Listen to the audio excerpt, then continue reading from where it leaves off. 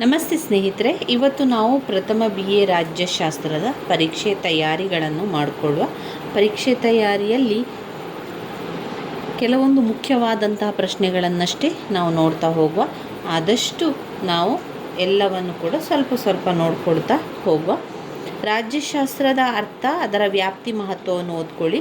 ಅದಾದ ಮೇಲೆ ರಾಜ್ಯಶಾಸ್ತ್ರದ ಅಧ್ಯಯನದ ವಿಧಾನಗಳನ್ನು ಓದ್ಕೊಳ್ಬೇಕು. 4 ವಿಧಾನಗಳನ್ನು ತಿಳ್ಕೊಳ್ಳಿ. ಆ 4 ವಿಧಾನಗಳಿಂದಲೂ ಕೂಡ ಪ್ರಶ್ನೆಗಳನ್ನು ಕೇಳ್ತಾರೆ. ಪ್ರತ್ಯೇಕವಾಗಿ ಆ ವಿಧಾನಗಳನ್ನು ಕೂಡ ಪ್ರಶ್ನೆಗಳನ್ನು ಕೇಳ್ತಾರೆ.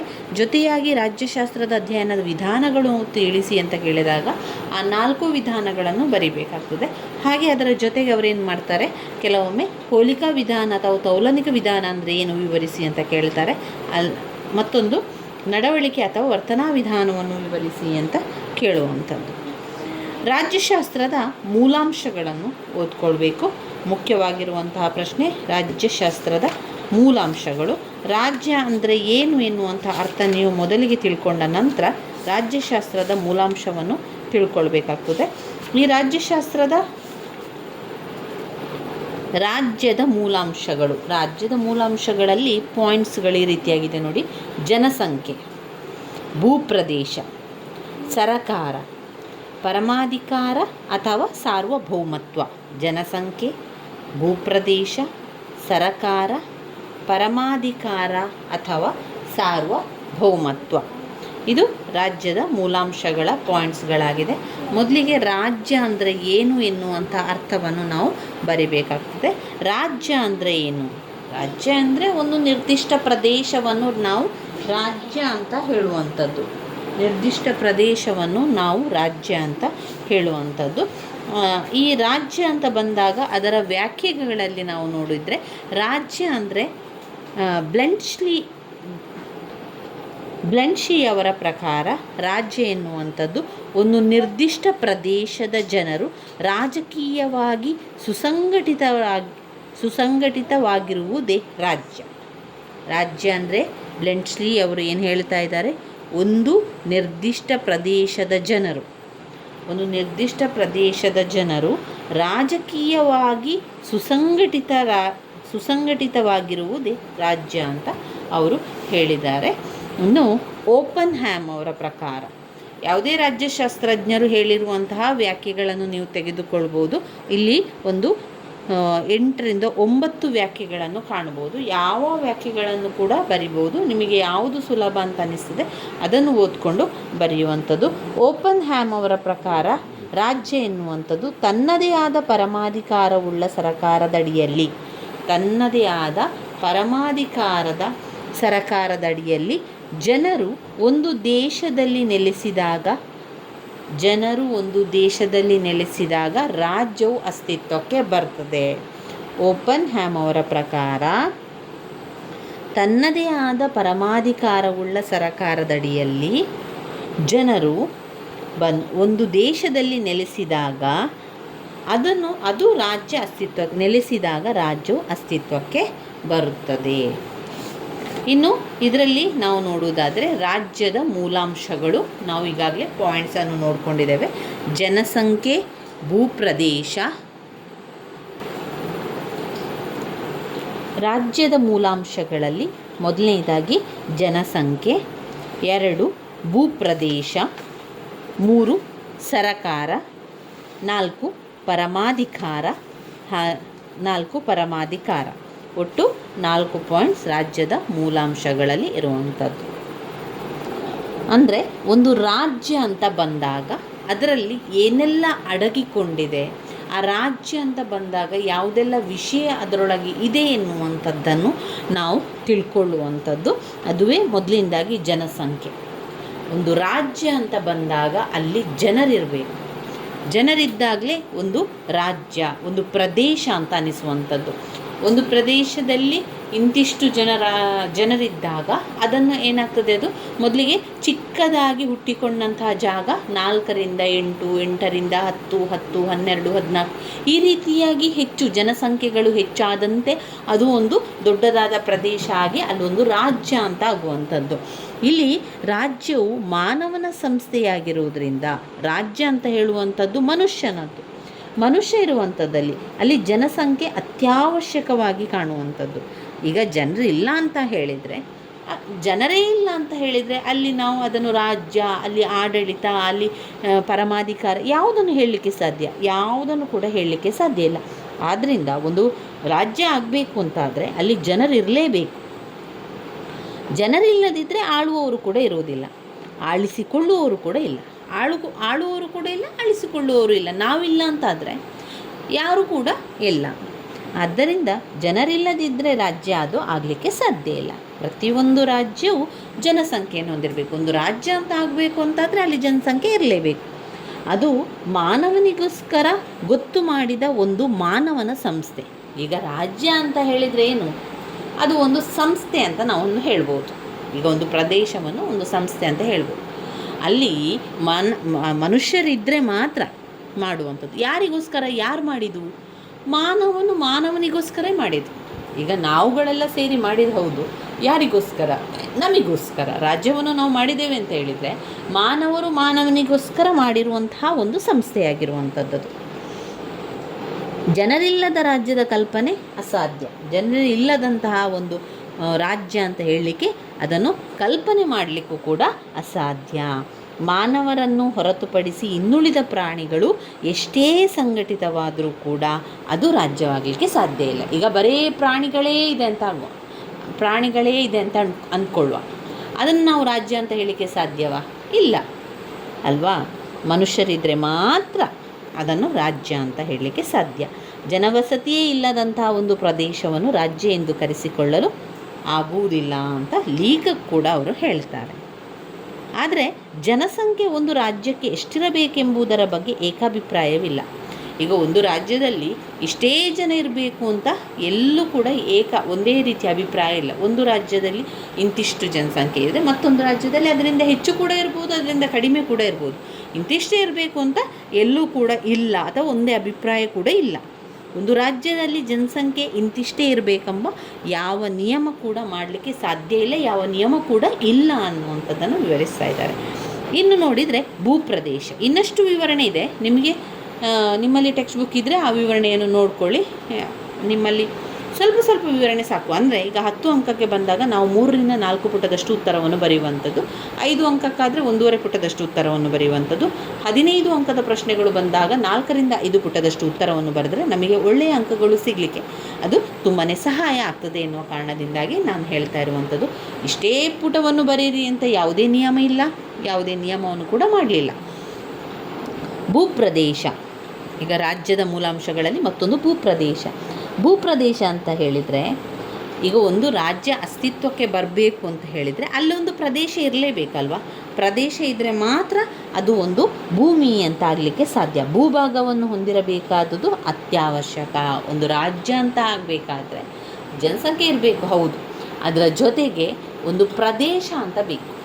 ಇಂತಿಷ್ಟು ಪ್ರದೇಶವನ್ನು ನಮ್ಮ ರಾಜ್ಯವಾಗಿ ಮಾಡಿಕೊಳ್ಳುವಂಥದ್ದು ಅಂತ ಹೇಳುವಂಥದ್ದು. ಹಾಗೆ ಇಲ್ಲಿ ಸ್ಥಳದಿಂದ ಸ್ಥಳಕ್ಕೆ ಅಲೆಯುತ್ತಿರುವಂಥ ಅಲೆಮಾರಿ ಜನಾಂಗವು ರಾಜ್ಯವೇ ಎನಿಸಿಕೊಳ್ಳಲಾರದು. ಅಲೆಯುತ್ತಿರುವಂಥ ಅಲೆಮಾರಿ ಜನಾಂಗವು ರಾಜ್ಯ ಅಂತ ಅನಿಸಿಕೊಳ್ಳುವುದಿಲ್ಲ ಅವರಿಗೆ. ಯಾಕಂದರೆ ಅವರು ಒಂದು ಪ್ರದೇಶದಲ್ಲಿ ನಿಂತುಕೊಳ್ಳುವುದಿಲ್ಲ. ಯಾರು? ಅಲೆಮಾರಿ ಜನರು. ಅಂದರೆ ಹಿಂದಿನ ಕಾಲದಲ್ಲಿ ನಾವು ನೋಡಿದರೆ ಆದಿವಾಸಿ ಸಮುದಾಯದವರು ಇದ್ದರು. ಅವರು ಹೇಗಿದ್ದರು? ಒಂದೇ ಕಡೆ ನೆಲೆಸ್ತಾ ಇದ್ರ? ಅವರಿಗೆ ಒಂದೇ ಕಡೆ ಮನೆ ಇತ್ತ? ಇಲ್ಲ, ಅವರು ಗುಹೆಗಳಲ್ಲಿ, ಕಾಡುಗಳಲ್ಲೆಲ್ಲ ಇರ್ತಾಯಿದ್ರು. ಒಂದು ಕಡೆಯಿಂದ ಇನ್ನೊಂದು ಕಡೆಗೆ ಆಹಾರವನ್ನು ಹುಡುಕ್ತಾ ಒಂದು ಪ್ರದೇಶದಿಂದ ಇನ್ನೊಂದು ಪ್ರದೇಶಕ್ಕೆ ಹೋಗ್ತಾಯಿದ್ರು. ಅವರು ತಮ್ಮಲ್ಲಿ ಸಾಕು ಪ್ರಾಣಿಗಳನ್ನು ಸಾಕ್ತಾಯಿದ್ರು ಕೂಡ ಅವರನ್ನು ಕೂಡ ಎಲ್ಲರನ್ನು ಕರೆದುಕೊಂಡು ಅವರು ಒಂದು ಪ್ರದೇಶ ಇನ್ನೊಂದು ಪ್ರದೇಶಕ್ಕೆ ಹೋಗ್ತಾ ಇದ್ದ ಕಾರಣ ಅಲ್ಲಿ ರಾಜ್ಯ ಎನ್ನುವಂಥದ್ದು ಇರಲಿಲ್ಲ ಎನ್ನುವಂಥದ್ದು. ರಾಜ್ಯ ಇರಲಿ. ಆ ರೀತಿಯಾಗಿದ್ದರೆ ರಾಜ್ಯವನ್ನು ಮಾಡುವಂಥದ್ದು ಹೇಗೆ ಸಾಧ್ಯ? ಒಂದು ಭೂಪ್ರದೇಶವನ್ನು ಸಂಪಾದಿಸುವವರೆಗೂ ರಾಜ್ಯ ಆಗಲಿಕ್ಕೆ ಸಾಧ್ಯ ಇಲ್ಲ. ಕೆಲವು ರಾಜ್ಯಶಾಸ್ತ್ರಜ್ಞರು ಹೇಳ್ತಾರೆ ರಾಜ್ಯದ ರಚನೆ ಮಾಡಬೇಕು ಅಂತಾದರೆ ಭೂಪ್ರದೇಶದ ಅವಶ್ಯಕತೆ ಇಲ್ಲ ಅಂತ ಕೆಲವು ರಾಜ್ಯಶಾಸ್ತ್ರಜ್ಞರು ಹೇಳ್ತಾರೆ. ಕಡ್ಡಾಯವಾಗಿರಬೇಕೆಂಬ ಅಭಿಪ್ರಾಯವನ್ನು ಅವರು ತಿರಸ್ಕರಿಸಿದ್ದಾರೆ. ಯಾಕೆ ಅಂತ ಹೇಳಿದರೆ, ಒಂದು ರಾಜ್ಯ ಆಗಬೇಕು ಅಂತಾದರೆ ಮನುಷ್ಯರಿರಬೇಕು, ಮನುಷ್ಯರಲ್ಲಿ ಆಡಳಿತವನ್ನು ಮಾಡುವಂಥದ್ದು, ಅದರಿಂದ ಪ್ರದೇಶ ಬೇಡ ಎನ್ನುವಂಥ ಅಭಿಪ್ರಾಯ ಕೆಲವು ರಾಜ್ಯಶಾಸ್ತ್ರಜ್ಞರು ಆ ರೀತಿಯಾಗಿ ಹೇಳ್ತಾರೆ. ಆದರೆ ಅದು ಹಾಗಲ್ಲ. ಭೂಪ್ರದೇಶ ಬೇಕೇ ಬೇಕು. ಭೂಪ್ರದೇಶ ಇದ್ದರೆ ಮಾತ್ರ ಅಲ್ಲಿ ಒಂದು ರಾಜ್ಯ ಅಂತ ಆಗಲಿಕ್ಕೆ ಸಾಧ್ಯ. ಅದಾದ ಮೇಲೆ ಸರಕಾರ. ಒಂದು ರಾಜ್ಯ ಅಂತ ಆದಮೇಲೆ ಅಲ್ಲಿ ಜನಸಂಖ್ಯೆ ಇರ್ತಾರೆ, ಸರಿ. ಅದಾದಮೇಲೆ ಒಂದು ಪ್ರದೇಶ ಅಂತ ಇರ್ತದೆ, ಆ ಒಂದು ಪ್ರದೇಶದಲ್ಲಿ ಎಲ್ಲ ಜನರು ಇರ್ತಾರೆ, ಸರಿ. ಇದಾದ ನಂತರ ಅಲ್ಲಿ ಒಂದು ಪ್ರದೇಶ ಇದೆ, ಅಲ್ಲಿ ಇಂತಿಷ್ಟು ಜನರಿದ್ದಾರೆ. ಅದಾದಮೇಲೆ ಇಂತಿಷ್ಟು ಜನರಿದ್ದಾರೆ ಅಂತ ಆದಮೇಲೆ ಆ ಒಂದು ಜನರನ್ನು ನೋಡಿಕೊಳ್ಳಲಿಕ್ಕೆ, ಅವರನ್ನು ಒಂದು ರಕ್ಷಣೆಯನ್ನು ಮಾಡಲಿಕ್ಕೆ, ಅವರಿಗೆ ಬೇಕಾದ ಹಕ್ಕುಗಳನ್ನು ಕೊಡಲಿಕ್ಕೆ, ಅವರ ಕರ್ತವ್ಯವನ್ನು ಪಾಲಿಸಲಿಕ್ಕೆ ಒಂದು ಆಡಳಿತ ಎನ್ನುವಂಥದ್ದು ಬೇಕು, ಒಂದು ಸರಕಾರ ಎನ್ನುವಂಥದ್ದು ಬೇಕೇ ಬೇಕಾಗ್ತದೆ. ಅಂತಹ ಸಂದರ್ಭದಲ್ಲಿ ಈ ಒಂದು ಸರಕಾರವನ್ನು ಮಾಡಿರುವಂಥದ್ದಾಗಿರ್ಬೋದು. ಜನರು ಒಂದು ನಿರ್ದಿಷ್ಟ ಭೂಪ್ರದೇಶದಲ್ಲಿ ವಾಸವಾಗಿದ್ದರೆ ಮಾತ್ರ ಅದು ರಾಜ್ಯ ಆಗಲಿಕ್ಕೆ ಸಾಧ್ಯ ಇಲ್ಲ. ಅಲ್ಲಿ ರಾಜಕೀಯವಾಗಿ ಎಲ್ಲವೂ ಕೂಡ ಬೇಕು, ಒಂದು ಸರಕಾರ ಎನ್ನುವಂಥದ್ದು ಬೇಕು. ಸರಕಾರ ಅಂದರೆ ಏನು? ಸರಕಾರವನ್ನು ಮಾಡುವಂಥದ್ದು ಜನರೇ. ಈ ಜನರುಗಳೆಲ್ಲ ಸೇರಿ ಅಲ್ಲಿ ಒಂದು ಕೆಲಸಗಳನ್ನೆಲ್ಲ ಮಾಡಲಿಕ್ಕೆ ಜನರೆಲ್ಲರೂ ಸರಕಾರದ ಅಧೀನಕ್ಕೆ ಒಳಪಟ್ಟಿರಬೇಕು. ಯಾವ ಉದ್ದೇಶಕ್ಕಾಗಿ ಜನರು ಒಟ್ಟಿಗೆ ಸೇರಿ ಜೀವಿಸುತ್ತಾರೋ ಆ ಒಂದು ಸಾಧನೆಯನ್ನು ಮಾಡಲಿಕ್ಕೆ, ಅವರಿಗೆ ಬೇಕಾದನ್ನೆಲ್ಲ ಕೊಡಲಿಕ್ಕೆ, ಇದೆಲ್ಲ ಕಾರಣಕ್ಕೂ ಕೂಡ ಒಂದು ಸರಕಾರ ಎನ್ನುವಂಥದ್ದು ಬೇಕು. ಅದಾದಮೇಲೆ ಪರಮಾಧಿಕಾರ ಎನ್ನುವಂಥದ್ದು ಅದು ಪರಮಾಧಿಕಾರದ ರಾಜ್ಯವು ಒಂದು ವಿಶೇಷ ಲಕ್ಷಣ ಆಗಿದೆ. ರಾಜ್ಯದ ಮೂಲಾಂಶಗಳಲ್ಲಿ ಪರಮಾಧಿಕಾರವು ಪ್ರಾಮುಖ್ಯತೆ ಕೂಡ ಪಡೆದಿದೆ. ಉಳಿದೆಲ್ಲ ಮೂಲಾಂಶಗಳಿದ್ದರೂ ಕೂಡ ಪರಮಾಧಿಕಾರ ಇಲ್ಲದಿದ್ದರೆ ರಾಜ್ಯ ಅಸ್ತಿತ್ವಕ್ಕೆ ಬರಲಿಕ್ಕೆ ಸಾಧ್ಯ ಇಲ್ಲ.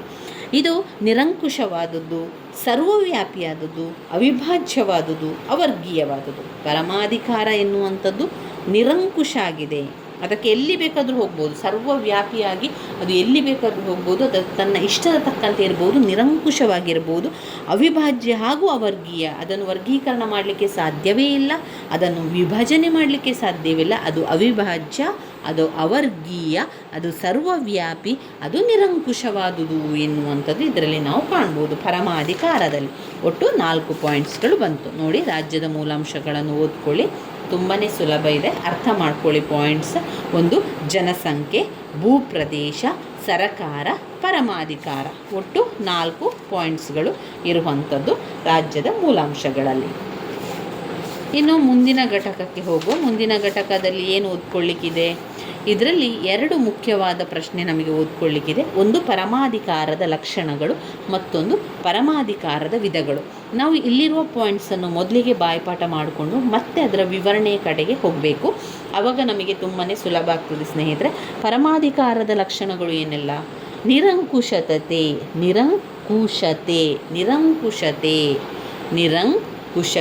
ಒಂದು 4 ಸಲ ಹೇಳಿ ಪಾಯಿಂಟ್. ನಿರಂಕುಶತೆ. 2 ಶಾಶ್ವತತೆ, 3 ಸರ್ವವ್ಯಾಪಕತೆ, 4 ಅವಿಭಾಜ್ಯತೆ, 5 ಅವರ್ಗೀಯತೆ, 6 ಏಕಮೇವತೆ. ಪರಮಾಧಿಕಾರದ ಲಕ್ಷಣಗಳು: 1 ನಿರಂಕುಶತೆ, 2 ಶಾಶ್ವತತೆ, 3 ಸರ್ವವ್ಯಾಪಕತೆ, 3 ಅವಿಭಾಜ್ಯತೆ, 4 5 ಅವರ್ಗೀಯತೆ ಮತ್ತು ಏಕಮೇವತೆ. ಈ ಪಾಯಿಂಟ್ಸ್ಗಳನ್ನು ಸರಿಯಾಗಿ ಕಲಿತುಕೊಳ್ಳಿ. ಪರಮಾಧಿಕಾರದ ಲಕ್ಷಣಗಳು: ನಿರಂಕುಶತೆ, ಶಾಶ್ವತತೆ, ಸರ್ವವ್ಯಾಪಕತೆ, ಅವಿಭಾಜ್ಯತೆ, ಅವರ್ಗೀಯತೆ, ಏಕಮೇವತೆ. ನೋಡಿ, ಈ ಪಾಯಿಂಟ್ಸ್ಗಳೇ ನಮಗೆ ಅರ್ಥವನ್ನು ಕೊಡ್ತದೆ, ಈ ಪಾಯಿಂಟ್ಸ್ಗಳೇ ನಮಗೆ ವಿವರಣೆಯನ್ನು ತಂದು ಕೊಡ್ತದೆ. ನಾವು ಅದನ್ನು ತಿಳ್ಕೊಳ್ಳಿಕ್ಕೆ ಪ್ರಯತ್ನ ಮಾಡಬೇಕು. ನಾವು ಯಾವಾಗ ಅದನ್ನು ಅಭ್ಯಾಸ ಮಾಡ್ತೇವೋ ನಮಗೆ ಪಾಯಿಂಟ್ಸ್ ಗೊತ್ತಿದ್ದರೆ ಸಾಕು, ಎಲ್ಲವನ್ನು ಕೂಡ ವಿವರಿಸಲಿಕ್ಕೆ ಆಗ್ತದೆ. ಇದು ಅಭ್ಯಾಸದಿಂದ ಬರುವಂಥದ್ದು. ಒಮ್ಮೆ ನೀವು ಅದನ್ನು ಅರ್ಥ ಮಾಡಿಕೊಂಡ್ರೆ ನಂತರ ಅದರ ವಿವರಣೆಯನ್ನು ಬರಲಿಕ್ಕೆ ನೀವು ಪ್ರಯತ್ನ ಮಾಡ್ತಾ ಇರಬೇಕು. ಇಲ್ಲಿ ನೋಡಿ, ಈಗ ಉದಾಹರಣೆಗೆ ನಾವು ಪರಮಾಧಿಕಾರದ ಲಕ್ಷಣದಲ್ಲಿ ನಿರಂಕುಶತೆ, ಶಾಶ್ವತತೆ, ಸರ್ವವ್ಯಾಪಕತೆ ಎಲ್ಲ ಕೂಡ ಇದೆ. ಈ ಪಾಯಿಂಟ್ಸೇ ನಮಗೆ ತಿಳಿಸ್ತದೆ. ಪರಮಾಧಿಕಾರ ಎನ್ನುವಂಥದ್ದು ಅದು ಶಾಶ್ವತವಾಗಿರುವಂಥದ್ದು. ಅದನ್ನು ತಾತ್ಕಾಲಿಕವಾಗಿ ಮಾಡಲಿಕ್ಕೆ ಸಾಧ್ಯ ಇಲ್ಲ, ಅದನ್ನು ವಿಭಜನೆ ಮಾಡಲಿಕ್ಕೆ ಸಾಧ್ಯ ಇಲ್ಲ. ಆದ್ದರಿಂದ ಅವಿಭಾಜ್ಯತೆ. ಅದನ್ನು ವರ್ಗೀಕರಣ ಮಾಡಲಿಕ್ಕೆ ಸಾಧ್ಯ ಇಲ್ಲ, ಅದು ಅವರ್ಗೀಯತೆ. ಅದು ಎಲ್ಲ ಕಡೆಗೂ ಹೋಗುವಂಥದ್ದು, ಸರ್ವವ್ಯಾಪಕವಾಗಿ ಹೋಗುವಂಥದ್ದು. ಅದು ನಿರಂಕುಶತೆಯಿಂದ ತನಗೆ ಇಷ್ಟ ಬಂದ ರೀತಿಯಲ್ಲಿ ತನಗೆ ನಿರಂಕುಶವಾಗಿರುವಂಥದ್ದು. ಅದು ಏಕಮೇವ ಹಾದಿ ಅನ್ನೋದು ಹೊಂದಿರುವಂಥದ್ದು. ಇಲ್ಲಿ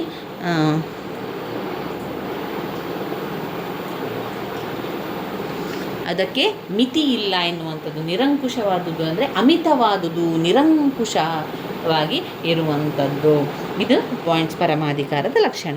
ಇನ್ನು ಪರಮಾಧಿಕಾರದ ವಿಧಗಳು. ಏನೆಲ್ಲ ಪರಮಾಧಿಕಾರ ಇದೆ ನಮ್ಮ ಒಂದು ರಾಜ್ಯದಲ್ಲಿ ಅಂತ ಹೇಳಿದರೆ, ನಾಮಮಾತ್ರ ಪರಮಾಧಿಕಾರ ಮತ್ತು ನೈಜ ಪರಮಾಧಿಕಾರ. ಈ ಎರಡೂ ಪಾಯಿಂಟ್ಸನ್ನು ಇದು ಜೊತೆಯಾಗಿರುವಂಥ ಒಂದು ಪಾಯಿಂಟ್ಸನ್ನು 2 ಪಾಯಿಂಟ್ಸ್ ಆಗಿ ಮಾಡ್ಕೊಳ್ಬೋದು. ಆವಾಗ ನಮಗೆ ಹೆಚ್ಚು ಪಾಯಿಂಟ್ಸ್ಗಳು ಸಿಗ್ತದೆ ನೋಡಿ. ನಾಮಮಾತ್ರ ಪರಮಾಧಿಕಾರ 2, ನೈಜ ಪರಮಾಧಿಕಾರ 3, ಶಾಸನಬದ್ಧ ಪರಮಾಧಿಕಾರ 4, ರಾಜಕೀಯ ಪರಮಾಧಿಕಾರ 5, ಜನತಾ ಪರಮಾಧಿಕಾರ 6, ವಿಧಿಬದ್ಧ ಪರಮಾಧಿಕಾರ 7, ಶಕ್ತಿಬದ್ಧ ಪರಮಾಧಿಕಾರ. ಇಲ್ಲಿ ಅವರು ಕೊಟ್ಟಿರುವಂಥದ್ದು 4 ಪರಮಾಧಿಕಾರ, ಅದು ಜೊತೆಯಾಗಿರುವ ಕಾರಣ ನಾವು ಅದನ್ನು ಪ್ರತ್ಯೇಕವಾಗಿ ಒಂದೊಂದನ್ನಾಗಿ ಮಾಡಿಕೊಂಡ್ರೆ ನಮಗೆ 7 ಪಾಯಿಂಟ್ಸ್ಗಳು ಸಿಗ್ತದೆ ನೋಡಿ. ಪರಮಾಧಿಕಾರದ ವಿಧಗಳು ಮತ್ತೊಮ್ಮೆ ಹೇಳ್ತೇನೆ, ನೀವು ಕೂಡ ಹೇಳಿ. ನಾಮಮಾತ್ರ ಪರಮಾಧಿಕಾರ, ನೈಜ ಪರಮಾಧಿಕಾರ. ನಿಮಗೆ ಪರೀಕ್ಷೆಗಳು ಯಾವಾಗ ಇರುವಂಥದ್ದು ಅಂತ ನನಗೆ ಒಮ್ಮೆ ಕಮೆಂಟ್ ಮೂಲಕ ತಿಳಿಸಿ ಸ್ನೇಹಿತರೆ. ಯಾಕಂದರೆ ನನ್ನ ಕೆಲಸದ ಬ್ಯುಸಿಯಲ್ಲಿ ನನಗೂ ಕೂಡ ಪಾಠಗಳನ್ನು ಮಾಡಲಿಕ್ಕೆ ಸಮಯ ಬೇಕಾಗ್ತದೆ. ಹಾಗೆ ನಾನು ಕೂಡ ಆ ಸಮಯವನ್ನು ಹೊಂದಿಸಿಕೊಂಡು ನಿಮಗೆ ಪಾಠಗಳನ್ನು ಮಾಡುವುದರಿಂದ ನೀವು ಪರೀಕ್ಷೆಗಳು ಯಾವಾಗ ಇರುವಂಥದ್ದು, ಇನ್ನಿರುವಂತಹ ಮುಂದಿನ ಪರೀಕ್ಷೆ ಯಾವುದು ಅಂತ ಒಂದು ಕಮೆಂಟ್ ಮೂಲಕ ನನಗೆ ತಿಳಿಸ್ತಾ ಇರಿ. ನಿಮ್ಮ ಪರೀಕ್ಷೆಗಳು ಆದ ನಂತರ ಮುಂದಿನ ಪರೀಕ್ಷೆ ಯಾವಾಗ ಇದೆ ಎನ್ನುವಂಥದ್ದನ್ನು ಕಮೆಂಟ್ ಮೂಲಕ ತಿಳಿಸಿ. ಪರಮಾಧಿಕಾರದ ವಿಧಗಳಲ್ಲಿ 1, ನಾಮಮಾತ್ರ ಪರಮಾಧಿಕಾರ, ನಾಮ ಮಾತ್ರ ಪರಮಾಧಿಕಾರ. 2, ನೈಜ ಪರಮಾಧಿಕಾರ. 2 ಯಾವುದು? ನೈಜ ಪರಮಾಧಿಕಾರ. 3, ಶಾಸನಬದ್ಧ ಪರಮಾಧಿಕಾರ. 3 ಶಾಸನಬದ್ಧ ಪರಮಾಧಿಕಾರ. 4, ರಾಜಕೀಯ ಪರಮಾಧಿಕಾರ. 5, ಜನತಾ ಪರಮಾಧಿಕಾರ. ವಿಧಿಬದ್ಧ ಪರಮಾಧಿಕಾರ ಮತ್ತು ಶಕ್ತಿಬದ್ಧ ಪರಮಾಧಿಕಾರ. ವಿಧಿಬದ್ಧ ಪರಮಾಧಿಕಾರ ಮತ್ತು ಶಕ್ತಿಬದ್ಧ ಪರಮಾಧಿಕಾರ. ಮೊದಲಿಗೆ ನೀವು ಅರ್ಥವನ್ನು ತಿಳ್ಕೊಳ್ಬೇಕು. ಪರಮಾಧಿಕಾರ ಅಂದರೆ ಏನು? ಪರಮಾಧಿಕಾರ ಎನ್ನುವಂಥದ್ದು ಪ್ರತಿಯೊಂದು ಸ್ವತಂತ್ರ ರಾಜ್ಯದಲ್ಲಿಯೂ ಕೂಡ ಯಾವುದಾದರೂ ಒಂದು ಬಗೆಯ ಅಧಿಕಾರವಿರಬೇಕು. ಶಾಸನಗಳನ್ನು ರಚಿಸಿ ಅವುಗಳನ್ನು ಜಾರಿಗೆ ತಂದು ಅವುಗಳ ಉಲ್ಲಂಘನೆಗೆ ಶಿಕ್ಷೆ ವಿಧಿಸುವಂತಹ ಅಧಿಕಾರವು ಒಬ್ಬ ವ್ಯಕ್ತಿಯಲ್ಲಾಗಲಿ ಒಬ್ಬ ಸಭೆಯಲ್ಲಾಗಲಿ ಇರಲೇಬೇಕು. ಇಂತಹ ಒಂದು ಅಧಿಕಾರಕ್ಕೆ ಪರಮಾಧಿಕಾರ ಅಂತ ಹೇಳುವಂಥದ್ದು. ಏನು ಪರಮಾಧಿಕಾರ ಅಂತ ಹೇಳಿದರೆ ನೋಡಿ, ಪರಮಾಧಿಕಾರ ಎನ್ನುವಂಥದ್ದು ಒಂದು ರಾಜ್ಯದಲ್ಲಿ ನಾವು ಜನರಿಗೆ ಬೇಕಾದಂಥ ಎಲ್ಲ ವ್ಯವಸ್ಥೆಯನ್ನು ಮಾಡಿಕೊಡುವಂಥದ್ದು. ಜನರಿಗೆ ಬೇಕಾಗುವಂಥ ಪ್ರತಿಯೊಂದು ಒಂದು ಅವಕಾಶಗಳನ್ನಾಗಿರ್ಬೋದು, ಅವರಿಗೆ ಒಂದು ಸ್ವತಂತ್ರವನ್ನಾಗಿರ್ಬೋದು ಕೊಡುವಂಥದ್ದು. ಅದು ಒಂದು ಬಗೆಯ ಅಧಿಕಾರವಿರಬೇಕು. ಈಗ ಜನರಿಗೆ ಮಾಡಿಸಿಕೊಡಲಿಕ್ಕೆ ಅಥವಾ ಜನರಿಗೆ ಸ್ವತಂತ್ರವಾಗಿರಲಿಕ್ಕೆ ಅವರಿಗೆ ನಾವು ಒಂದು ಅಧಿಕಾರವನ್ನು ಮಾಡಿಕೊಡಬೇಕು ಅಂತಾದರೆ ಅಧಿಕಾರ ಇರಬೇಕು. ಅಲ್ಲಿ ಅಧಿಕಾರದವರು ಇರಬೇಕು. ಅಲ್ಲಿ ಒಂದು ಶಾಸನವನ್ನು ರಚಿಸಬೇಕು. ಆ ಶಾಸನವನ್ನು ಎಲ್ಲ ಜನರು ಕೂಡ ಪಾಲಿಸುವಂತೆ ಮಾಡಬೇಕು. ಒಂದು ವೇಳೆ ಈ ಶಾಸನವನ್ನು ರಾಜ್ಯ ಹೇಳಿರುವಂತಹ ಶಾಸನಗಳನ್ನು ಅಥವಾ ಆಡಳಿತವನ್ನು ಯಾರು ಪಾಲಿಸಲಿಲ್ವೋ ಅಥವಾ ಪಾಲಿಸಲಿಕ್ಕೆ ಬಯಸುವುದಿಲ್ವೋ ಅವರು ಶಿಕ್ಷೆಗೆ ಒಳಗಾಗ್ತಾರೆ ಅಂತ ಮಾಡುವಂಥದ್ದು. ಈ ಶಿಕ್ಷೆಯನ್ನು ಯಾರು ಕೊಡುವಂಥದ್ದು? ಒಬ್ಬ ಅಧಿಕಾರಿಯು ಶಿಕ್ಷೆಯನ್ನು ಕೊಡಬೇಕು ಅಲ್ವಾ? ಈಗ ಉಲ್ಲಂಘನೆ ಮಾಡಿದರೆ ಅದಕ್ಕೆ ಶಿಕ್ಷೆ ಆಗಲೇಬೇಕು. ಉಲ್ಲಂಘನೆ ಶಿಕ್ಷೆಗೆ ತಂದಿರುವಂತಹ ಅಧಿಕಾರಿ ಒಬ್ಬ ವ್ಯಕ್ತಿಯನ್ನಾಗಲಿ ಒಂದು ಸಭೆಯನ್ನಾಗಲಿ ಇರಲೇಬೇಕು. ಒಬ್ಬ ಸಭೆಯಲ್ಲಾಗಲಿ ಒಬ್ಬ ವ್ಯಕ್ತಿ ಇರಲೇಬೇಕು ಅದಕ್ಕೆ, ಆ ರೀತಿ ಮಾಡಲಿಕ್ಕೆ. ಇಂತಹ ಒಂದು ಅಧಿಕಾರ ಇದೆಯಲ್ಲ, ಅದನ್ನು ನಾವೇನು ಹೇಳ್ತೇವೆ? ಪರಮಾಧಿಕಾರ ಅಂತ ಹೇಳುವಂಥದ್ದು. ಒಬ್ಬ ವ್ಯಕ್ತಿಯ ಕೈಯಲ್ಲಿರುವಂಥ ಅಧಿಕಾರವನ್ನೇ ಪರಮಾಧಿಕಾರ ಅಂತ ಹೇಳುವಂಥದ್ದು. ಇನ್ನು ಪರಮಾಧಿಕಾರದ ವ್ಯಾಖ್ಯೆಗಳನ್ನು ನೋಡುವ. ಬೋರ್ಡಿನವರ ಪ್ರಕಾರ ಕಾನೂನಿನ ನಿರ್ಬಂಧಗಳಿಲ್ಲದ ಪೌರರ ಮತ್ತು ಪ್ರಜೆಗಳ ಮೇಲಿನ ರಾಜ್ಯವು ಪೌರರ ಮತ್ತು ಪ್ರಜೆಗಳ ಮೇಲಿನ ರಾಜ್ಯವು ಹೊಂದಿರುವ ಸರ್ವೋಚ್ಚ ಅಧಿಕಾರವೇ ಪರಮಾಧಿಕಾರ. ವಿಲ್ಲೋಬಿಯವರ ಪ್ರಕಾರ ಪರಮಾಧಿಕಾರ ರಾಜ್ಯದ ಸರ್ವೋಚ್ಚ ಇಚ್ಛೆ.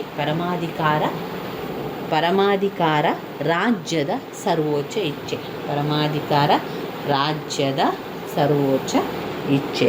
ಪರಮಾಧಿಕಾರದ ಲಕ್ಷಣಗಳೇನು ಅಂತ ಬಂದಾಗ, ಪರಮಾಧಿಕಾರದ ಲಕ್ಷಣಗಳು ನಿರಂಕುಶವಾದುದು. ಅಂದರೆ ಅದು ಮಿತವಾಗಿರುವಂಥದ್ದೇ ಪರಮಾಧಿಕಾರ. ನಿರಂಕುಶತೆ ಎನ್ನುವಂಥದ್ದು ಅಮಿತವಾದುದು. ರಾಜ್ಯದ ಒಳಗಾಗಲಿ ಹೊರಗಾಗಲಿ ಪರಮಾಧಿಕಾರಕ್ಕಿಂತ ಮಿಗಿಲಾದಂತಹ ಶಾಸನಾಧಿಕಾರವಿಲ್ಲ. ಅದು ನಿರಂಕುಶವಾಗಿರುವಂಥದ್ದು. ಆಂತರಿಕವಾಗಿ ರಾಜ್ಯದ ಸಮಸ್ತ ವ್ಯಕ್ತಿಗಳ ಸಂಘ ಸಂಸ್ಥೆಗಳ ಮೇಲೆ ತನ್ನ ಸರ್ವೋಚ್ಚ ಅಧಿಕಾರವನ್ನು ಬಳಸ್ತದೆ. ತನಗೆ ಸರಿತೋರಿದಂತೆ ಕಾನೂನುಗಳನ್ನು ರಾಜ್ಯವು ರಚಿಸಬಹುದಾಗಿದೆ. ಆಂತರಿಕವಾಗಿ ಅದರ ಅಧಿಕಾರಕ್ಕೆ ಯಾವ ಶಾಸನೀಯ ಮಿತಿಗಳೂ ಇಲ್ಲ ಅಂತ ಹೇಳುವಂಥದ್ದು ನಿರಂಕುಶತೆ. ಇನ್ನು ಸರ್ವವ್ಯಾಪಕತೆ. ಪರಮಾಧಿಕಾರ ಎನ್ನುವಂಥದ್ದು ಸರ್ವವ್ಯಾಪಕವಾಗಿರುವಂಥದ್ದು, ಎಲ್ಲ ಕಡೆ ಇರ್ತದೆ, ಒಳಗೆ ಹೊರಗೆ ಎಲ್ಲ ಕಡೆ ಇರುವಂಥದ್ದು ಈ ಒಂದು ಪರಮಾಧಿಕಾರ. ಅದಕ್ಕೆ ಯಾರಿಗೂ ಕೂಡ ವಿನಾಯಿತಿ ಇಲ್ಲ. ಈಗ ಒಂದು ಶಾಸನವನ್ನು ರಚಿಸಿದ ಮೇಲೆ ಎಲ್ಲರಿಗೂ ಕೂಡ ಅದುವೇ ಶಾಸನ ಮತ್ತು ಎಲ್ಲರೂ ಕೂಡ ಅದನ್ನು ಪಾಲಿಸಬೇಕು. ಅದನ್ನು ಪಾಲಿಸಿ ಇರಲಿಕ್ಕೆ ಸಾಧ್ಯವೇ ಇಲ್ಲ. ಯಾಕಂದರೆ ಅದು ಸರ್ವ ವ್ಯಾಪಕ ನಮ್ಮ ಪರಮಾಧಿಕಾರ ಎನ್ನುವಂಥ ಸರ್ವವ್ಯಾಪಕವಾಗಿ ಹರಡಿಕೊಂಡಿರುವಂಥದ್ದು. ಅದನ್ನು ಪಾಲಿಸುವುದಿಲ್ಲ ಅಂತ ಯಾವುದೇ ವಿನಾಯಿತಿ ಯಾರಿಗೂ ಕೂಡ ಇಲ್ಲ. ಅಧಿಕಾರ ವ್ಯಾಪ್ತಿಯಿಂದ ಯಾರಿಗೂ ವಿನಾಯಿತಿ ಇಲ್ಲ. ರಾಜ್ಯದ ಕಾನೂನು ಕಟ್ಟಳೆಗಳು ರಾಜ್ಯದ ಗಡಿಯೊಳಗೆ ಇರುವ ಎಲ್ಲರಿಗೂ ಕೂಡ ಅನ್ವಯ ಆಗ್ತದೆ. ಎಲ್ಲರೂ ಅವುಗಳಿಗೆ ವಿಧೇಯನಾಗಿರಬೇಕು, ಅದನ್ನು ಪಾಲಿಸಬೇಕು. ಒಂದು ವೇಳೆ ಪಾಲಿಸದೇ ಇದ್ದರೆ, ಉಲ್ಲಂಘಿಸಿದರೆ ಶಿಕ್ಷೆಗೆ ಗುರಿಯಾಗುತ್ತಾರೆ. ಇನ್ನು ಶಾಶ್ವತತೆ. ಪರಮಾಧಿಕಾರ ಎನ್ನುವಂಥದ್ದು ಶಾಶ್ವತವಾಗಿರುವಂಥದ್ದು. ಅದು ಪ್ರತಿಯೊಬ್ಬರೂ ಕೂಡ ಅದನ್ನು ಪಾಲಿಸಬೇಕು. ಅದು ಅಸ್ತಿತ್ವದಲ್ಲಿರುವವರೆಗೂ ಪರಮಾಧಿಕಾರವು ಶಾಶ್ವತವಾಗಿರ್ತದೆ. ಅಂದರೆ ರಾಜ್ಯವು ತನ್ನ ಸ್ವಾತಂತ್ರ್ಯವನ್ನು ಕಾಯ್ದುಕೊಂಡಿರುವವರೆಗೂ ಪರಮಾಧಿಕಾರವು ಅಸ್ತಿತ್ವದಲ್ಲಿರ್ತದೆ. ರಾಜ್ಯದಲ್ಲಿ ಸರಕಾರ ಬದಲಾವಣೆಯಾದರೂ ಪರಮಾಧಿಕಾರ ಸದಾ ಮುಂದುವರಿತಾ ಹೋಗ್ತದೆ. ಅವಿಭಾಜ್ಯತೆ. ಅದನ್ನು ವಿಭಜನೆ ಮಾಡಲಿಕ್ಕೆ ಸಾಧ್ಯ ಇಲ್ಲ. ಪರಮಾಧಿಕಾರ ಎನ್ನುವಂಥದ್ದನ್ನು ವಿಭಜನೆ ಮಾಡಲಿಕ್ಕೆ ಸಾಧ್ಯ ಇಲ್ಲ. ಯಾವುದೇ ರೀತಿಯಲ್ಲಾಗಲಿ ಯಾವುದೇ ವಿಧದಲ್ಲಿ ಆಗಿ ವಿಭಾಗಿಸಲಿಕ್ಕೆ ಮಾತ್ರ ಸಾಧ್ಯ ಇಲ್ಲ. ಅದರಿಂದ ಪರಮಾಧಿಕಾರ ಎನ್ನುವಂಥದ್ದು ಅವಿಚ್ಛಿನ್ನವಾದುದು, ಅಖಂಡವಾದುದು ಅಂತ ಹೇಳುವಂಥದ್ದು. ಅವರ್ಗೀಯತೆ. ಅದನ್ನು ವರ್ಗೀಕರಣ ಮಾಡಲಿಕ್ಕೂ ಕೂಡ ಸಾಧ್ಯ ಇಲ್ಲ. ಪರಮಾಧಿಕಾರವನ್ನು ಬೇರ್ಪಡಿಸಲಿಕ್ಕೆ ಸಾಧ್ಯ ಇಲ್ಲ. ಪರಮಾಧಿಕಾರವು ಪರಬಾರೆ ಮಾಡಲಾಗದಂತಹ ವಿಶಿಷ್ಟ ಗುಣವನ್ನು ಹೊಂದಿದೆ. ಅದನ್ನು ವರ್ಗೀಕರಣ ಮಾಡಲಿಕ್ಕೆ ಸಾಧ್ಯ ಇಲ್ಲ, ಅದು ಬೇರ್ಪಡಿಸಲಿಕ್ಕೆ ಸಾಧ್ಯ ಇಲ್ಲ. ಅದು ಅವರ್ಗೀಯತೆ. ಯಾವ ರೀತಿಯ ವ್ಯಕ್ತಿಯು ಜೀವಾತ್ಮನನ್ನು ತೊರೆದು ಜೀವಂತವಾಗಿರಲು ಸಾಧ್ಯವಿಲ್ಲವೋ ಅದೇ ರೀತಿ ಪರಮಾಧಿಕಾರವನ್ನು ಪರಬಾರೆ ಮಾಡಿ ರಾಜ್ಯವು ಅಸ್ತಿತ್ವದಲ್ಲಿರಲಿಕ್ಕೆ ಸಾಧ್ಯ ಇಲ್ಲ. ಇನ್ನು ಏಕಮೇವತೆ ಅನ್ನುವಂಥದ್ದು. ಪರಮಾಧಿಕಾರವು ರಾಜ್ಯಕ್ಕೆ ಮಾತ್ರ ಮೀಸಲು. ಬೇಕಾದ ವ್ಯಕ್ತಿಯಾಗಲಿ ಸಂಘ ಸಂಸ್ಥೆಯಾಗಲಿ ಅದನ್ನು ಹೊಂದಿರಲಾರರು. ಪರಮಾಧಿಕಾರವನ್ನು ಹೊಂದಿರುವ ಏಕೈಕ ಸಂಸ್ಥೆ ಎಂದರೆ ಅದು ರಾಜ್ಯ. ಪರಮಾಧಿಕಾರವನ್ನು ಹೊಂದಿರುವಂತಹ ಏಕೈಕ ಸಂಸ್ಥೆ ಅದು ರಾಜ್ಯ. ರಾಜ್ಯದ ಪರಮಾಧಿಕಾರದಲ್ಲಿ ಯಾವ ಸಂಸ್ಥೆಗೂ ಯಾವ ವ್ಯಕ್ತಿಗೂ ಪಾಲುಗಾರಿಕೆ ಇಲ್ಲ. ರಾಜ್ಯದಲ್ಲಿರುವ ಎಲ್ಲ ವ್ಯಕ್ತಿಗಳಿಗಿಂತಲೂ ಮತ್ತು ಎಲ್ಲ ಸಂಘ ಸಂಸ್ಥೆಗಳಿಗಿಂತಲೂ ಕಾನೂನುಬದ್ಧವಾಗಿ ವಿಧೇಯತೆಯನ್ನು ಪಡೆಯುವ ಏಕಮೇವ ಸಂಸ್ಥೆ ಅಂತ ಹೇಳಿದರೆ ರಾಜ್ಯ. ಇನ್ನು ಪರಮಾಧಿಕಾರದ ವಿಧಗಳಲ್ಲಿ ನಾಮಮಾತ್ರ ಪರಮಾಧಿಕಾರ, ನೈಜ ಪರಮಾಧಿಕಾರ, ಶಾಸನಬದ್ಧ ಪರಮಾಧಿಕಾರ, ರಾಜಕೀಯ ಪರಮಾಧಿಕಾರ,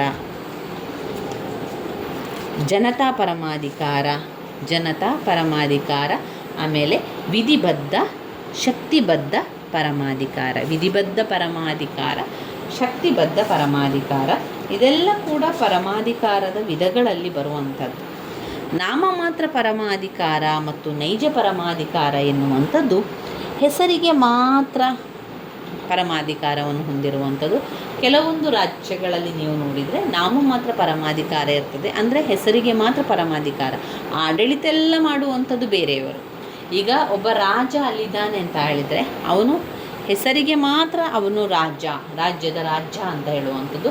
ಉಳಿದ ಆಡಳಿತವನ್ನೆಲ್ಲ ಬೇರೆಯವರು ಮಾಡುವಂಥದ್ದು. ಅದು ಹೆಸರಿಗೆ ಮಾತ್ರ ಪರಮಾಧಿಕಾರ ಅಂತ ಹೇಳುವಂಥದ್ದು. ನಾಮ ಮಾತ್ರ ಪರಮಾಧಿಕಾರ. ಇಂಗ್ಲೆಂಡ್ನಲ್ಲಿ ಉದಾಹರಣೆ ಕೊಡ್ತಾರೆ ಇಲ್ಲಿ. ಇಂಗ್ಲೆಂಡ್ನ ರಾಣಿ ಮತ್ತು ಭಾರತದ ರಾಷ್ಟ್ರಪತಿ, ಇಂಗ್ಲೆಂಡ್ನಲ್ಲಿ ಪ್ರಧಾನಮಂತ್ರಿಯನ್ನೊಳಗೊಂಡ ಸಚಿವ ಸಂಪುಟ ರಾಜ್ಯ ಪ್ರಭುತ್ವದ ಹೆಸರಿನಲ್ಲಿ ಪರಮಾಧಿಕಾರವನ್ನು ಚಲಾಯಿಸ್ತದೆ. ಭಾರತದಲ್ಲಿಯೂ ಕೂಡ ಕ್ಯಾಬಿನೆಟ್ ಇರ್ಬೋದು, ಮಂತ್ರಿಮಂಡಲ ರಾಷ್ಟ್ರಪತಿ ಹೆಸರಿನಲ್ಲಿ ಪರಮಾಧಿಕಾರವನ್ನು ಚಲಾಯಿಸ್ತಾರೆ. ಹೀಗೆ ರಾಜ ಅಥವಾ ರಾಷ್ಟ್ರಾಧ್ಯಕ್ಷನನ್ನು ನಾಮಮಾತ್ರ ಪರಮಾಧಿಕಾರಿಯಾಗಿದ್ದರೆ ಪ್ರಧಾನಮಂತ್ರಿ ನೈಜ ಪರಮಾಧಿಕಾರ ಪಡ್ತಾನೆ. ಈಗ ನಮ್ಮ ದೇಶದಲ್ಲಿ ನಾವು ನೋಡಿದರೆ ಇದು ಪ್ರಧಾನಮಂತ್ರಿಯು ನೈಜ ಪರಮಾಧಿಕಾರ ಪಡೆದಿರ್ತಾನೆ. ಆದರೆ ರಾಷ್ಟ್ರಪತಿ ಮತ್ತು ರಾಜ ಅಥವಾ ರಾಷ್ಟ್ರಾಧ್ಯಕ್ಷನನ್ನು ಮಾತ್ರ ನಾಮಮಾತ್ರ ಪರಮಾಧಿಕಾರಿಯನ್ನಾಗಿ ನೇಮಿಸುವಂಥದ್ದು. ಇನ್ನು ಶಾಸನಬದ್ಧ ಪರಮಾಧಿಕಾರ, ಆಮೇಲೆ ರಾಜಕೀಯ ಪರಮಾಧಿಕಾರ. ರಾಜ್ಯದ ಪರಮಾಧಿಕಾರವನ್ನು ಶಾಸನಬದ್ಧ ಕಾನೂನುಬದ್ಧ ಪರಮಾಧಿಕಾರ, ರಾಜಕೀಯ ಪರಮಾಧಿಕಾರ ಎಂದು ಎರಡು ದೃಷ್ಟಿಯಲ್ಲಿ ನೋಡ್ತಾರೆ. ಒಂದು ಶಾಸನಬದ್ಧವಾಗಿರುವಂತಹ ಅಧಿಕಾರ ಅದರಲ್ಲಿರ್ತದೆ, ಮತ್ತೊಂದು ರಾಜಕೀಯ ಪರಮಾಧಿಕಾರ ಅದರಲ್ಲಿ ಹೊಂದಿರುವಂಥದ್ದು. ಅದು ವ್ಯಕ್ತಿ ಅಥವಾ ವ್ಯಕ್ತಿಗಳ ಸಭೆಯನ್ನು ಶಾಸನಬದ್ಧ ಪರಮಾಧಿಕಾರ ಅಂತ ಕರೆಯಲಾಗಿದೆ. ರಾಜ್ಯದ ಅಂತಿಮ ಆಜ್ಞೆಗಳನ್ನು ಕಾನೂನು ರೂಪದಲ್ಲಿ ಹೊರಡಿಸುವಂತಹ ಅಧಿಕಾರ ಪಡೆದಿರುವಂಥ ವ್ಯಕ್ತಿ ಅಥವಾ ವ್ಯಕ್ತಿಗಳ ಸಭೆಯನ್ನು ಶಾಸನಬದ್ಧ ಪರಮಾಧಿಕಾರ ಅಂತ ಹೇಳುವಂಥದ್ದು. ಪ್ರತಿಯೊಂದು ರಾಜ್ಯದಲ್ಲೂ ಶಾಸನ ರಚಿಸುವ, ಅದನ್ನು ಅನುಷ್ಠಾನಕ್ಕೆ ತರುವ, ಅದನ್ನು ವಿಧೇಯತೆಯನ್ನು ಗಳಿಸುವ ಒಂದು ವ್ಯಕ್ತಿ ಅಥವಾ ವ್ಯಕ್ತಿಗಳ ಗುಂಪು ಇದ್ದೇ ಇರಬೇಕು. ಶಾಸನಗಳನ್ನು ರಚಿಸಲು ಪೂರ್ಣ ಅಧಿಕಾರ ಪಡೆದಿರುವ ವ್ಯಕ್ತಿಗೆ ಶಾಸನಬದ್ಧ ಪರಮಾಧಿಕಾರ ಅಂತ ಹೇಳುವಂಥದ್ದು. ರಾಜಕೀಯ ಪರಮಾಧಿಕಾರ ತನ್ನ ರಾಜಕೀಯದಲ್ಲಿದ್ದುಕೊಂಡು ಎಲ್ಲ ಕೆಲಸಗಳನ್ನು ಮಾಡುವಂಥದ್ದಾಗಿದೆ. ಸ್ವತಂತ್ರವಾದ ರಾಜಕೀಯದ ಸಮಾಜದಲ್ಲಿ ಕಾನೂನುಬದ್ಧ ಪ್ರಭುತ್ವವು ಸ್ಪಷ್ಟವಾಗಿ ಗೋಚರವಾಗ್ತದೆ. ಉದಾಹರಣೆಗೆ ಇಂಗ್ಲೆಂಡ್ನಲ್ಲಿ ರಾಣಿಯನ್ನೊಳಗೊಂಡ ಸಂಸತ್ತು ಶಾಸನಬದ್ಧ ಪರಮಾಧಿಕಾರವಾಗಿದೆ. ಇದೇ ಅಧಿಕಾರ ಅಮಿತವಾದುದು.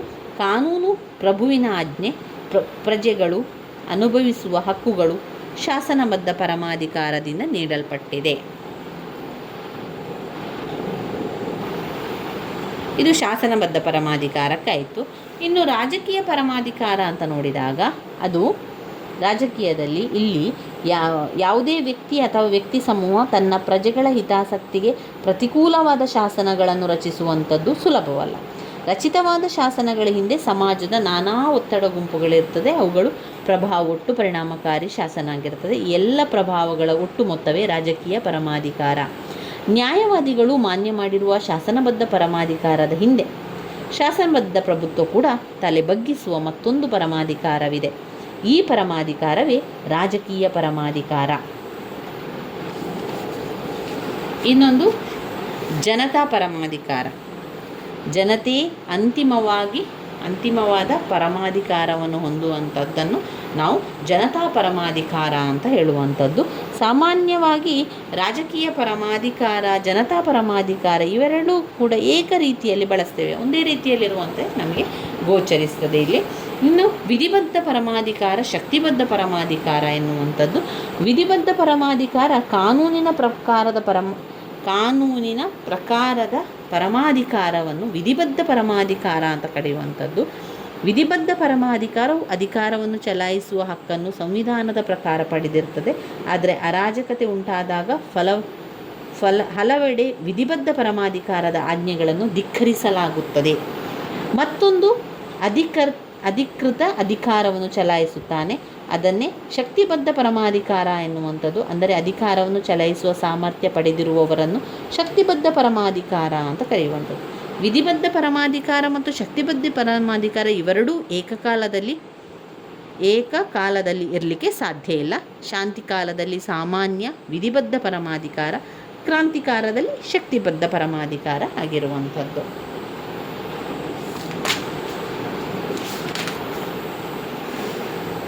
ಇನ್ನು ಘಟಕ 5ರಲ್ಲಿ ನಾವು ಓದಬೇಕಾಗಿರುವಂಥದ್ದು ಏಕತ್ವ ಪರಮಾಧಿಕಾರ ಸಿದ್ಧಾಂತ. ಅದಾದಮೇಲೆ ಬಹುತ್ವ ಪರಮಾಧಿಕಾರ ಸಿದ್ಧಾಂತವನ್ನು ಓದ್ಕೊಳ್ಳಿಕ್ಕಿದೆ. ಆಸ್ಟಿನ್ ಅವರ ಏಕತ್ವ ಪರಮಾಧಿಕಾರ ಸಿದ್ಧಾಂತ. ಅವರು ಅದನ್ನು ನಮಗೆ ಪಾಯಿಂಟ್ಸ್ ರೀತಿಯಲ್ಲಿ ಈ ರೀತಿಯಾಗಿ ಕೊಟ್ಟಿದ್ದಾರೆ. ನಾವು ಅದನ್ನು ಬೇಕಾದಾಗೆ ಚಿಕ್ಕದಾಗಿ ಕೂಡ ಮಾಡಿಕೊಳ್ಬೋದು.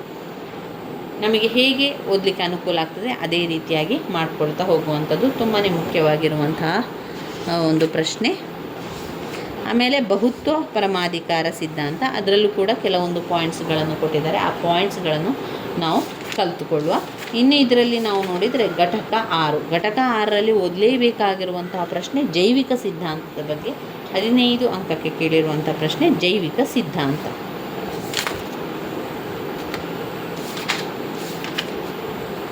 ಜೈವಿಕ ಸಿದ್ಧಾಂತದಲ್ಲಿ ಕೆಲವೊಂದು ಪಾಯಿಂಟ್ಸ್ಗಳಿದೆ, ಅದನ್ನು ನಾನು ನಿಮಗೆ ತಿಳಿಸ್ಕೊಡ್ತೇನೆ. ಇನ್ನು ಬರುವಂಥದ್ದು ಬ್ಲಾಕ್ 2 ರಾಜ್ಯದ ಉಗಮ ಸಿದ್ಧಾಂತಗಳು. ಅದನ್ನು ನಾವು ಮುಂದಿನ ಒಂದು ಪರೀಕ್ಷಾ ತಯಾರಿಯಲ್ಲಿ ಮಾಡ್ಕೊಳ್ತಾ ಹೋಗುವ. ಈಗಾಗಲೇ ನಾವು ಬ್ಲಾಕ್ 1ರಲ್ಲಿರುವಂಥ ಎಲ್ಲ ಒಂದು ಮುಖ್ಯವಾದ ಪ್ರಶ್ನೆಗಳ ಬಗ್ಗೆ ತಿಳ್ಕೊಂಡೆವು. ಇಲ್ಲಿ ಪರಮಾಧಿಕಾರ ಸಿದ್ಧಾಂತದಲ್ಲಿ ಆಸ್ಟಿನ್ ಪರಮಾಧಿಕಾರ ಸಿದ್ಧಾಂತ, ಆಮೇಲೆ ಏಕತ್ವ ಪರಮಾಧಿಕಾರ ಸಿದ್ಧಾಂತವನ್ನು ನೋಡ್ಕೊಳ್ಳಿಕ್ಕೆ ಇದ್ದೇವೆ. ಮುಂದಿನ ವಿಡಿಯೋದ ಅದನ್ನೆಲ್ಲವನ್ನು ಕೂಡ ನಾವು ಕವರ್ ಮಾಡ್ತಾ ಹೋಗುವ. ನನ್ನ ವೀಡಿಯೋಸ್ ಎಲ್ಲ ನಿಮಗೆ ಇಷ್ಟ ಆಗಿದ್ದರೆ ಲೈಕ್ ಕೊಡಿ, ಶೇರ್ ಮಾಡಿ, ಸಬ್ಸ್ಕ್ರೈಬ್ ಮಾಡಲಿಕ್ಕೆ ಮರಿಬೇಡಿ ಸ್ನೇಹಿತರೆ. ಧನ್ಯವಾದಗಳು.